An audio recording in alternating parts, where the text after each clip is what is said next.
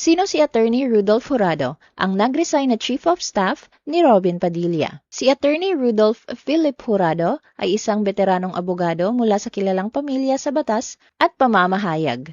Siya ang anak ng yumaong Court of Appeals Justice Desiderio Jurado, kapatid ni retired Sandigan Bayan Associate Justice Roland Jurado, at pamangkin ng mamamahayag na si Emil Jurado. Nagsimula siya bilang working student at naging court aide sa Court of Appeals noong 1984 bago nagtapos ng Bachelor of Laws sa University of the East at pumasa sa bar noong 1991.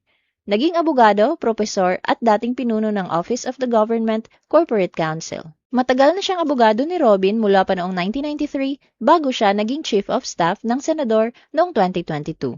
Pinamunuan niya ang operasyon ng opisina ni Robin hanggang sa kanyang pagbibitiw noong June 22, 2026. Ang kanyang resignation ay opisyal na magkakabisa sa pagtatapos ng oras ng trabaho sa July 31, 2026. Nilinaw ni Rudolph na nag-resign siya bago ang impeachment proceedings laban kay Sara Duterte at walang kaugnayan dito ang kanyang desisyon. Sinabi naman ni Robin na ang dahilan ay ang problema sa kalusugan ni Rudolph habang may mga ulat ding nag-uugnay nito sa internal issue sa loob ng opisina.